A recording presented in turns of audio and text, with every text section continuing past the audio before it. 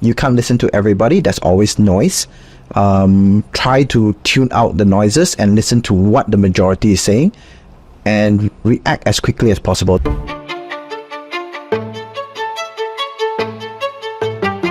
This is Shop Life Confessions podcast with me, Reza Abraham. Our guest today is a mechanical engineer turned food entrepreneur. Not just any food entrepreneur, but a homegrown business owner who has passed the first decade survival test with flying colors in one of the toughest sectors. He resisted through COVID-19 and thrived through business partnership breakdown to building one of the most successful cult classic burger chains in Malaysia. So let's welcome the co-founder and managing director of MyBurgerLab, Ren Yi. Welcome to the show. Thanks, Reza. I'm glad to be here. My pleasure. It's always a joy. So I have a menu here. So we will start with some appetizer questions. Okay. And then we're going to slowly go to the main dish. Okay. And you know what I like. You know how to face this. Okay. I love it. Yeah. So then we ended with some, desserts and all that. Right. So coffee. Yeah. So let's just start off with where did you born? Tell us a little bit about your journey and how was growing up, who were you known, growing up as a child? Okay. I'm born in KL.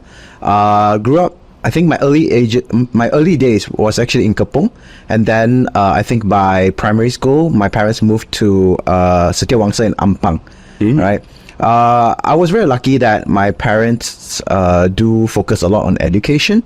So I went to Chinese school when I was in primary school.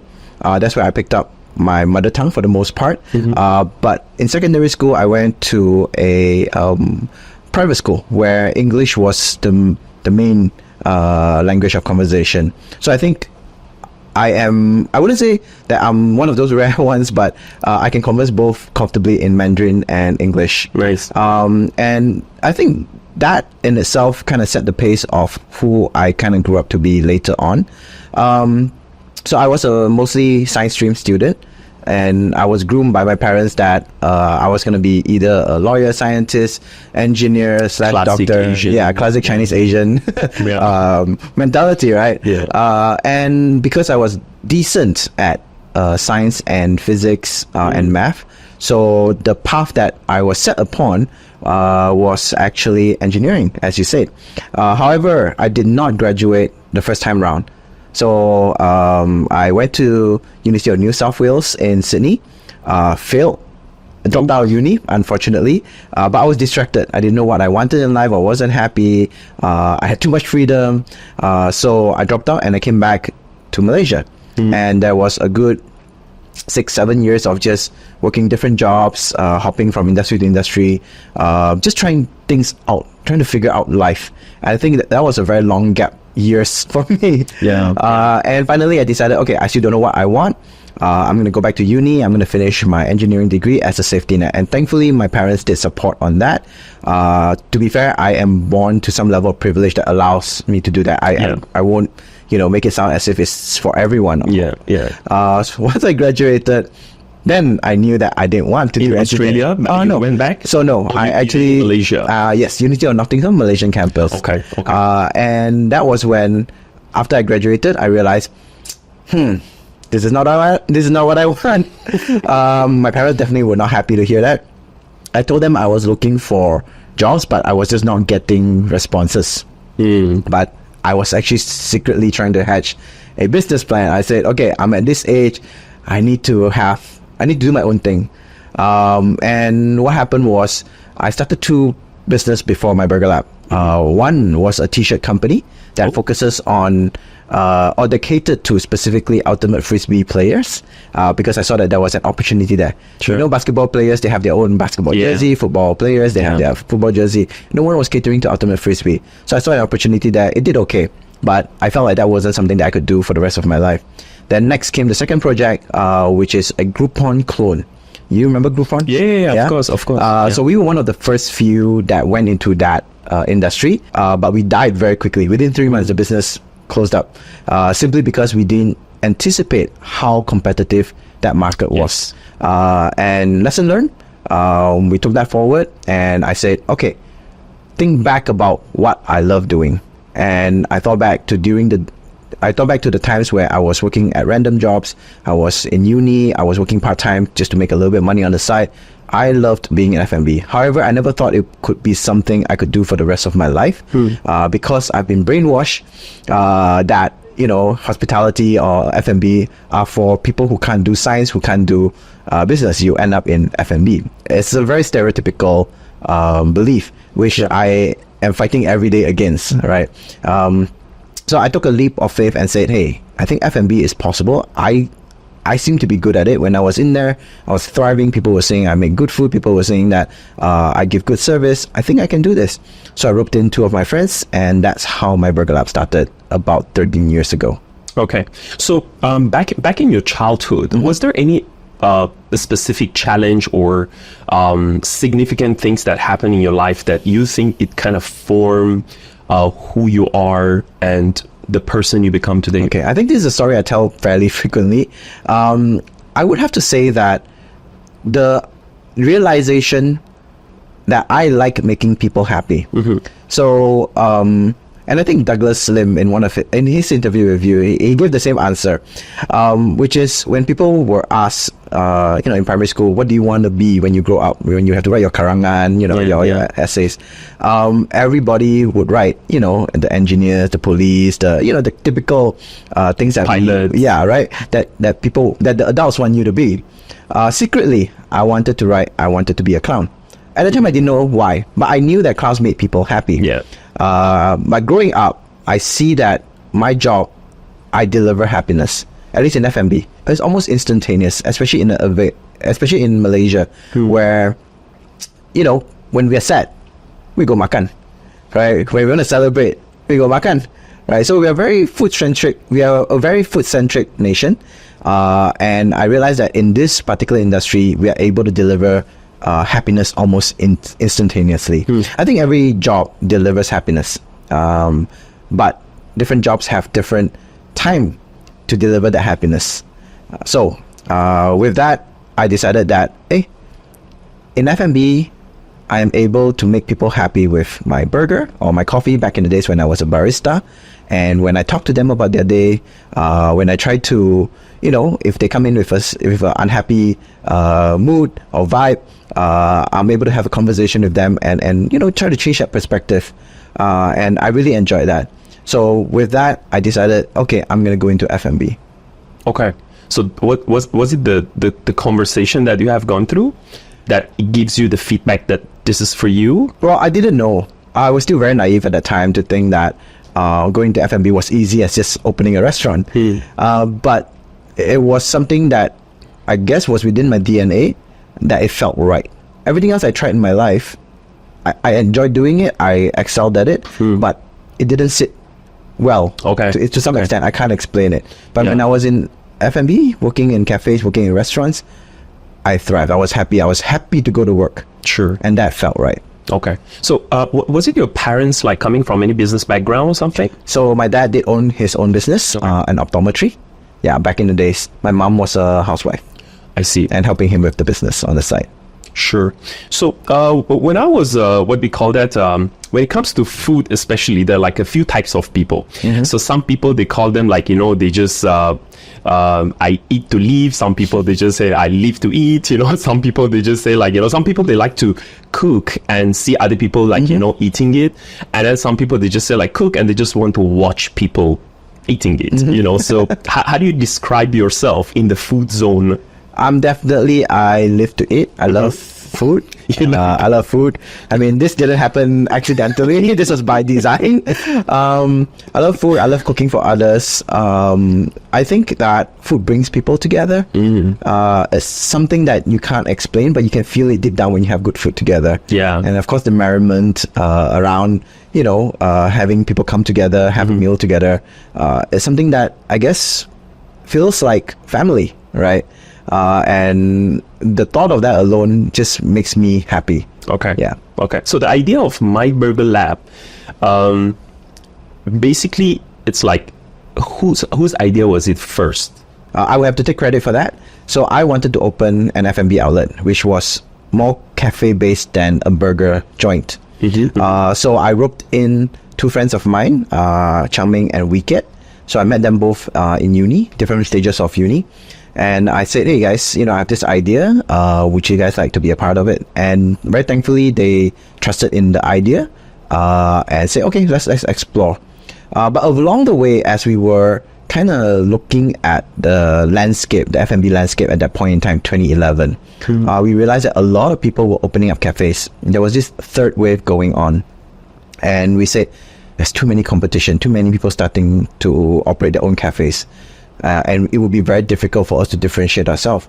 So then there was a twist.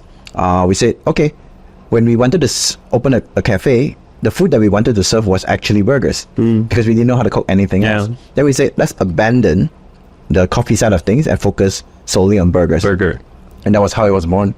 Okay. And I had to convince both Chaming and Wikiet to come together into the business originally because they didn't know each other. Yeah, so I think at that point in time, I was the origin of that, getting people together. But when we made the decision to go into burgers, it was more of a team decision. Okay. So why MyBurgerLab? Where does the name come from? The name. So when I asked my mom, or I told my mom that I'm going to go into F&B, I want to sell burgers only, she was like, "Chisina, crazy, right?" And the logic was because she said, okay, if you're going to do burgers, why don't you do pasta? Why don't you do steak? Be a Western restaurant. So you have more options for your customers. Yeah. But I was quite adamant. There was this quote that I read a long time ago while I was still in uni. It says to find success, pick a niche and do it really well. Yeah. And it stuck with me. Yeah. So I thought, okay, well, my mom has my best interest in place. I didn't want to lose focus. I also spoke to other restaurant owners prior to opening and spoke to them about the journey of opening a restaurant. And they said a lot of times restaurants, when they start, they want to sell item A. But let's say in the first 3 months, not doing well, you start getting a little bit, antsy, and you go like, should I sell item B? Oh, item B is not doing too well. I'm going to sell item C. And then suddenly you start expanding your menu and you lose focus. So in order not to do that, I want to make sure that the word burger is in our name so that we don't turn into a pasta shop 3 months down the road because burgers weren't doing well. So that's a very bold decision, right? Because it was committing to it. It's your commitment. It was a commitment to it to say no matter what, we're going to sell burgers. We can sell other things down the road, but burgers was going to be our main. The lab part, from our experimentation stage, when we were figuring out the recipe, we look at recipes not from a culinary art point of view. We looked at it from a culinary science point of view. At that point in time was also when molecular gastronomy was a thing. It's still a thing, but there was a start when people were talking about using science to explain cooking. And for me, it was looking at recipes from a chemical reaction point of view.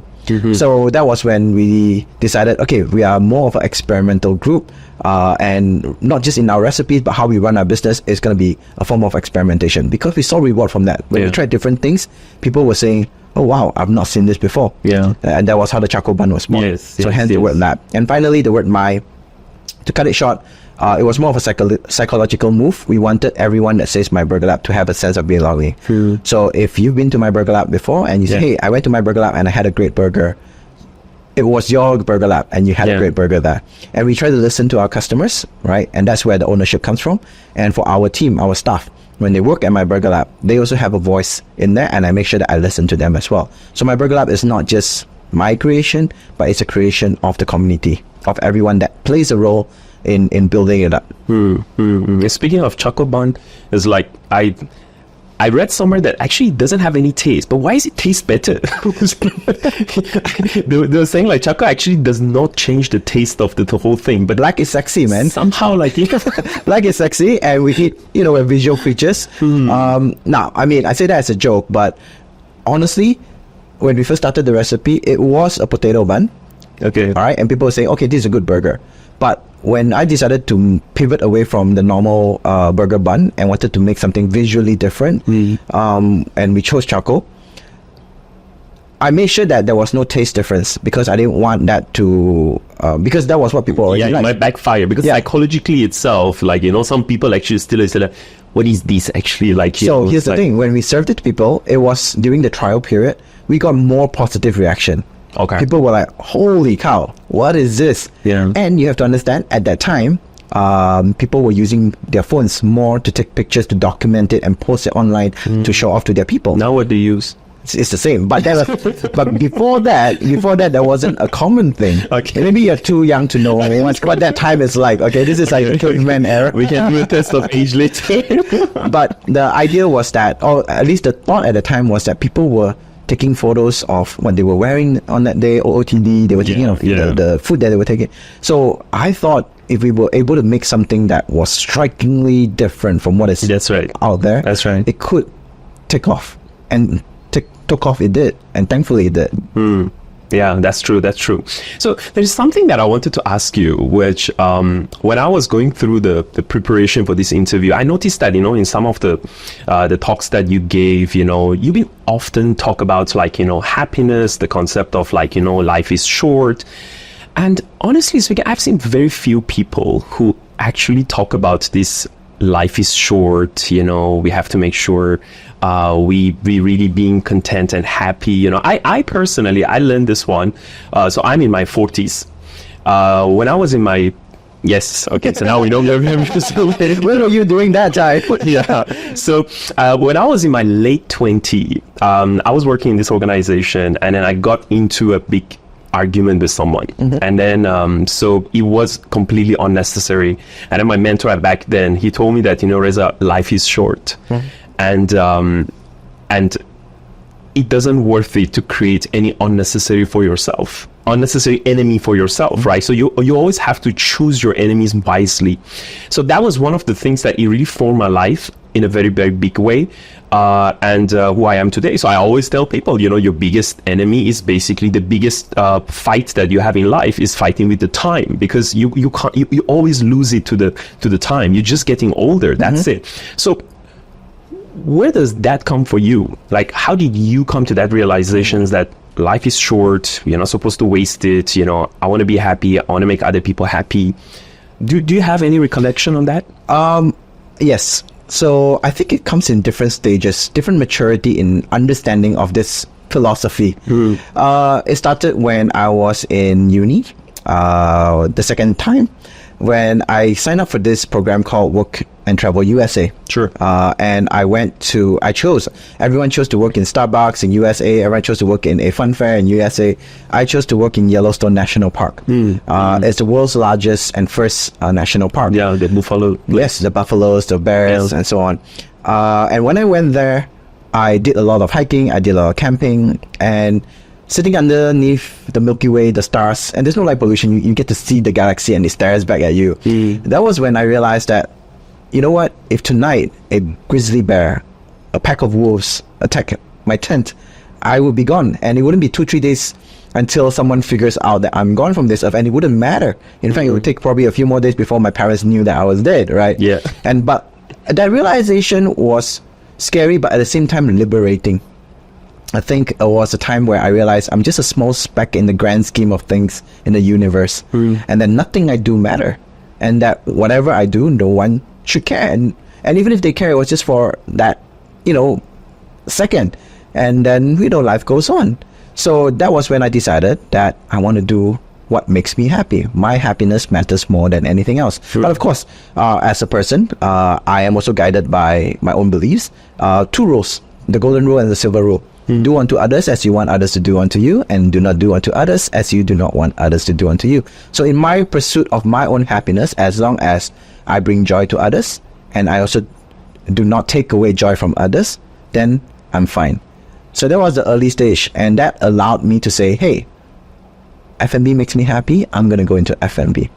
And then over the years of running the business, meeting more and more people, having more and more people to take care of, I think I mature in that philosophy over time. That's right. And COVID was definitely when it was the most trying of period.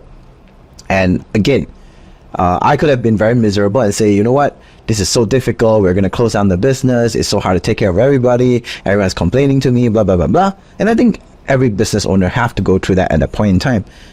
But again, the reflection within myself is that I'm blessed to be in this position, and I have what it takes to get us out of this, and hopefully in this journey of me getting out of this, I can bring more positiveness to others. And that was what I tried to do. Every single thing I did, every single thing I thought of was how to better people in the time of crisis. And through that process, I realized I became more fulfilled, I became more purposeful, and I became more happy. Nice. Thanks for sharing. So you chose the F&B as a field that you want to basically fulfill your goal, your dream, your purpose, whatever it is. And so I was reading one study about the research that they have done in this segment itself, right, which is a very, very tough segment. They said only 20% of the restaurant actually survive. In the first 2 years. Yeah, so I mean, in the whole time, only 20% of the restaurant basically survive and succeed, and they stay around, So most of them basically, first year, if I'm not mistaken, was about 60% of them, they go down. In the next 5 years, 80% of them, they go down. So that is a very tough segment. So I want to talk to you business. Okay. So let's talk business. I personally, whenever I work with any C-suites, right, so whatever industry they are, so I always focus on 4 things that I always say, this is your business acumen, and it shows how street smart you are. So one, of course, is customer satisfaction. If you don't have a satisfied customer, you're dead day one. Second one is a cash flow. Third is always having sufficient ROI in your money, your capital, your people, your time, whatever. And then the last one is basically growth, because if you're not growing, it means that you're dying, right? So the opposite of growth is death, obviously. So I just want to go through it, some do and don'ts, very quick one, just sharp answers to some of the people that listening to you, as someone who basically you managed to stay around for almost 12 years, right? So that is pretty significant. So customer satisfaction, what is the quick do or don't you tell to people? Customer satisfaction. Make sure you listen to them. Make sure you're constantly putting your ears on the ground. But you can't listen to everybody. There's always noise. Try to tune out the noises and listen to what the majority is saying and react as quickly as possible. The market is not very forgiving. So if customer A is not happy, and then B is not happy, C is not happy, and they start leaving Google reviews on your site that says they're not happy. And that's a turning point where when people go onto review sites, and they will see there's a ratio. If 1 out of 10 is unhappy, that's fine, I'll still go. 2 out of 10, I'm still fine. 3 out of 10, still okay. But 4 or 5 out of 10, then that will say, hey, I think I want to spend my money elsewhere, especially in an economy like this. So customer satisfaction is top priority, and the team needs to know it. A lot of times I've seen restaurants where, yes, the boss believes in customer satisfaction, but the team on the ground don't. And when there's a misalignment like that, you start losing customers, and by the time you know it, it's too late. Or they're very slow to act, Okay, so second is a cash flow. So what advice would you give to people? Do you have any tips on cash flow? Because cash flow definitely is it's super important. I've seen so many companies, they went bankrupt just because of they do have sales, but cash flow is very bad. So what's your advice? I'll be honest with you, we are going through a tough time right now, especially post-pandemic, although it's been 2 years post-pandemic. Cash flow is really, really important. At this point in our time, we are paying bills as we can. The reason we're doing that is because the economy is constantly changing. There are so many more competition, and prices are increasing constantly. So I might feel a bit like an imposter if I give advice on cash flow. But what I'm going through right now is a very important lesson to say, hey, maintaining it at a positive cash flow is good. And when you are not, sometimes businesses do go into the red zone. The question is, you need to find support very quickly. But other than that, having a support system from your suppliers and them understanding and extending credit term to you would help getting by that 3-4 months. But of course, if you're stuck in negative cash flow for way too long, then that's just bad news. So always try to keep your cash flow in sight. As a business person, I've been guilty of that, which is the money side, my partner take care of. I take care of the other part of the business, the operations, the culture. But no matter what, if you are in the business, you need to know the numbers. And I try to make sure that I'm in the know of the numbers so that I can react to it accordingly. So profit margin, which is basically, I think, one of the toughest one, especially in the restaurant industry. I was reading average is about it can go from 3%. a good day 8%. Yep. You don't mind if I ask you what's your like rough ballpark figure for the profit margin? So on the ground level, we're doing about 10%, but on the group level, it's different. So we have committed to a new halal centralized kitchen about a year and a half ago, and that's where our burn is coming from at the moment. So we need to either expand faster or find more B2B sales. What do you do for your better profit margin? Well, be always on the lookout for opportunity and do not stay on the same level as where your business was. Meaning that we do a lot of B2C. MyBurgerLab is B2C, right? Constantly we have people coming in. But in the last 1 year, we've been actively talking to different restaurants, supplying them buns, supplying them condiments, supplying them sauces, and so forth.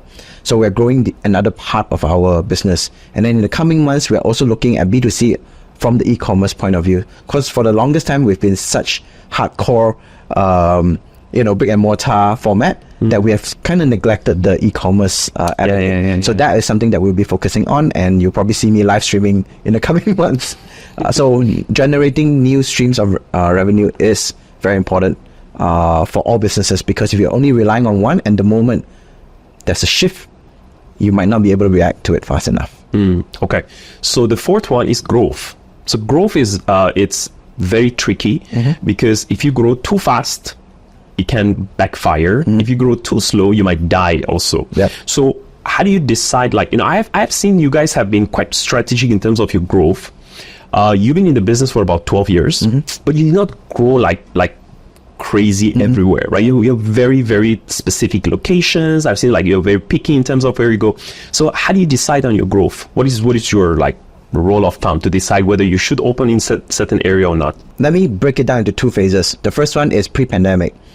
Prior to that, our belief was organic growth, where when we have the right talent, we open new locations for these talents. For the talent. So you decide based on the talent. Yes. So if I have the right store managers who have matured enough, who understands who we are and able to disseminate the beliefs, the values that we have to the new location, then we open the next outlet. And hence that's why it has been so slow over the first 8 years. Post pandemic, a lot of things happened, and closer to the end of 2022, and I think we'll be talking about it later, there was a disbandment of the original co-founders. And that was when the new investor came in, and that would be 2023, whereby when he came in, he invested a certain amount of money, and he said, look, I want to see X amount of growth. And that's why we expanded with 4 stores last year. And you said a very good point. Expanding too quickly has a price to pay. And we did face that issue when we expanded 4 stores last year. That caused some issue for you guys? Yes. What kind of manpower? I see. So we didn't have the talent that we needed to grow. And there were a lot of dissatisfaction on the staffing level, because when on the ground staff, when they join us, they hear about certain things. Oh, BurgerLab, they take care of you. Management is very, it's very nice people and this and not to say they're not, right? But when there's a lot of shift, there's a lot of turnover, they don't get that experience that they hear about. And then again, they become disgruntled and then they leave. And of course, in the last 2-3 years, Malaysian F&B is so much more difficult to hire the right talent, simply because there's so much better offer elsewhere. Then the most nearby is Singapore, where they pay so much better. They appreciate talent better. Here, same thing. The bigger companies are able to offer the bigger bucks as well. So as a business that is a little bit more dated, coming out of the pandemic, we took a huge hit. And it was not so easy to offer highest paying salary range. And we were competing against other that were. So when the team tells us, hey, look, this other place offer another 30% bump in salary, and we do our numbers, we go like, we can't do that. So we give our blessing and then off they go. But in that turnover, unfortunately, we see staff that who might not be as motivated as they were before. That's right. So that was a price to pay. But we've been working very hard on this for the last 6 months, trying to rebuild the culture, trying to rebuild the values into the middle management, the store managers, to make sure that they understand they have a role to take care of the team. Not to say that they didn't take care of the team, but we fill up those gaps of people who left with people who were store managers maybe in other brands who might not share the same value. So we have to make sure that, hey, when you're working at MyBurgerLab, your job is not to take care of your own position and the customers only. You have to take care of the team as well. And then only the team will take care of the business for you and the customers for you. I see. Very interesting.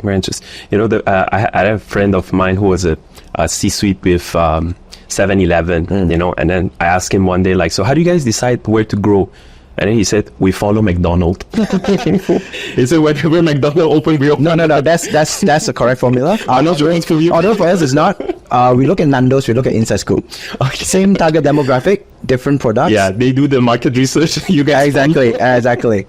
All right. So you mentioned something which I want to go to that point. So you guys have gone through a breakup. So of course you started the business, three of you together, so I want to know about that. So first, what brought you guys together, and what drove you guys apart?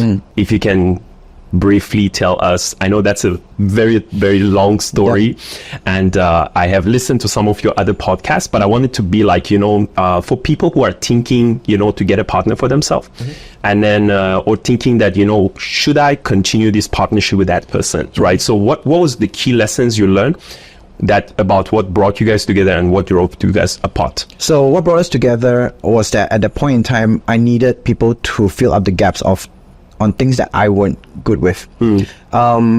So in my earliest interviews, I described the three of us as complementing each other. Yeah. So Wee was the brain of the business. Numbers was his forte, right? Changming was a hand and leg guy. You need anything done, he'll get it done. Very trustworthy, very you can rely on him to do things. Whatever you need done, he can get it done. Very trustworthy. Myself, I would see myself as the heart of the business, where I focus more on taking care of people, building the culture, building the values, and of course marketing as well, marketing with heart. So that's how we came together originally. Although I didn't know it when I first say, hey, Wicket, would you like to join this business? Hey, Changming, would you like to join this business? But it was a year of working together that I realized, oh, thankfully I got these two guys who were able to cover this aspect that I weren't good at, right? Now, what we didn't do was that we didn't have a shareholders agreement to begin with. Oh. It was very kumbaya in the beginning. And we were, you know, first time coming into business together, and no one warned us about this. So this would be my warning to new shareholders coming together. Have the hard top, HARD. Yeah. And then the heart to heart as well. The reason is because you need to think about the worst case of scenario. Yep. What happens if somebody passes away? Yeah. Nobody think about that. Yeah. Right. Because you don't want to talk about that. But if someone passes away and in their will says it goes to their wife, and their wife don't know how to run the business, then, you know, everything's in a standstill, for example. Or if someone decides to leave, which is exactly what happened during the pandemic. There's just a change of plans. And they said, okay, I'm done with this project. I'm ready to move on. But how do you value a business during the pandemic? And I would have to say, upon reflection, I would be the point of blame for how we separated path, because again, I was very highly strung. I was very emotional. I was definitely not in the best of mindset, and I felt a sense of betrayal for someone within the team to say, hey, look, I want to depart, when we should be banding together and fighting, you know, the greater evil at the time. And I don't think I handled the situation to the best I could have. So I like to think that I'm a little bit more mature now. So what drove it apart was not so much anything dramatic, but it was just Changming had a difference in life plans, and he said, this is the time for me to exit. But what we couldn't agree on was the value of the business. And the shareholders agreement would have helped with that process. Think about it. Let's say party A wants to exit and says, hey, pre-pandemic, we're worth 20 million ringgit, let's say. Yeah. We're doing these numbers, it's great. Post-pandemic, it's going to be the same. But for someone who's staying in the business, do you dare make that same claim? You have no idea whether post-pandemic we would even be around. Yeah. Right? So just that disagreement alone caused so much tension, and I was unhappy. I was angry. So that dragged on for almost a year and a half, with them finding investors to come in and say, hey, I would like to buy their share. They say it's worth this much. Justify this number. It's a hot and cold situation. I was happy that, okay, they're able to exit at that number. Someone is interested. Yeah. But I was afraid of my own position. If I stayed, I have to deliver the numbers to this guy who think we're worth so much. And post-pandemic, what I foresee was that I would not be in control of the economy. I don't know how people were going to react to our brands, whether people still wanted to eat our product and so on. It dragged on for almost a year and a half. We had a 3 months runway close to the end of 2022. And that was when a friend of mine, Kartik from Lotus Capital, he came in and said, hey, look, I understand the situation you guys are in. Here's my terms and offer it to your partners. If they want out, they can exit now with this number, and I'll come in with very little due diligence, which I was very appreciative of, because usually due DD work takes about 6 months to a year. Yeah. He did it in 2 months. He believed in the business. He came in and supported us and put in the funds where it was needed, and that was how it parted ways.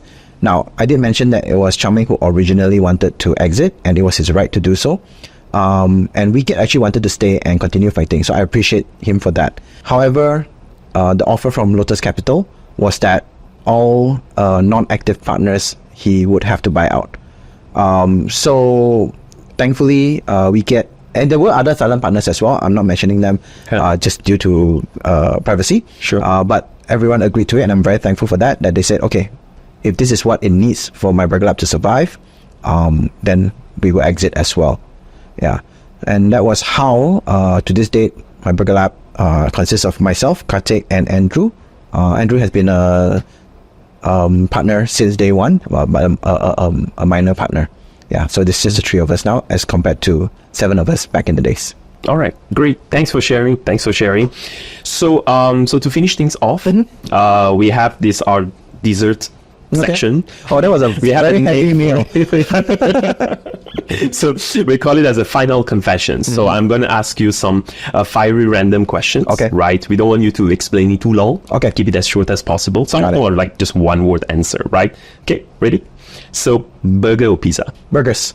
Pizza with pineapple or without? Pineapple. That's a crime. I love pineapple. And those that don't have pineapple on their pizza, you're not living life. I still don't understand. You're not living life. I have a pizza with orange and duck. Oh my God. I'm not getting shy. That's your answer. Okay, so sure. So charcoal bread or normal bread? Charcoal. Okay, so if you could eat only one burger from your menu for life, which would be? That would be the Cthulhu. Oh, I have never tried that. It's not on the menu. Oh, it's not? It was a limited time offer a few years back. Fried oyster with beef patty and a charcoal. Then why has it been removed? It was just difficult to make and keep consistent. Oh, you eat all. Maybe that was the reason. I ate all of it, yeah.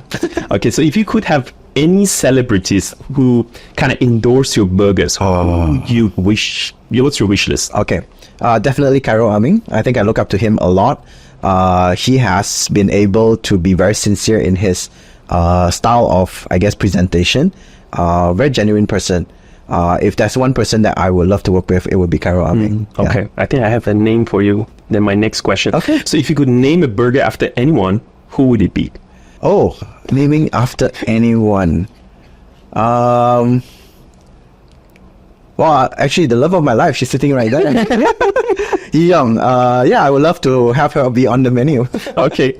So what's the weirdest food you have paired with a burger that actually worked? I have the right answer for you, because you obviously don't like fruits in your meal. I have one. It's a beef burger topped with watermelon and lychee. My goodness. It's called a water balloon. Okay. I gotta visit your store later. Right. So what's your go-to midnight snack? Okay. This one don't put me on the cross for this. Last time it used to be McDonald's nuggets. It used to be my guilty snack, right? But these days it's a little bit different. What do I have? Oh, frozen pizzas from MyBurgerLab. Okay. So what's the most painful business lesson you ever learned? No, I don't regret any of it. Everything that I did was for a reason, and it's for me to grow. So no regrets. Okay. And what's the most heartwarming feedback you ever received about your burger? Well, not about my burger. It is related to my burger. So we have a lot of young people working with us. And I have parents that come to me and say, ever since he started working at MyBurgerLab making burgers, over the course of that 3 to 6 months with you guys, he has grown. He has learned to Nice. upkeep his room. Becoming a better person. Yeah. So what we believe in is to make sure that everyone that enters BurgerLab leads a better version of themselves. So that to me is more than how good my burgers are, but we are changing people for the better. So if you have a chance to become the Prime Minister of Malaysia, Okay. and anything you ask, done. Okay. What would you ask for? Free burgers for everyone. I think burgers are such a versatile product. You can put nasi lemak ingredients in it and then it's still tasty. Yeah. All right, cool. I think that definitely can be done, right? You know, Immediately, I will be voted as from the main candidate. but it depends on until when. How many burgers? For life, man. For life. Yeah, government sponsored. Let's go. All right. Thank you, Ren Yi, for being with us. It was a pleasure talking to you.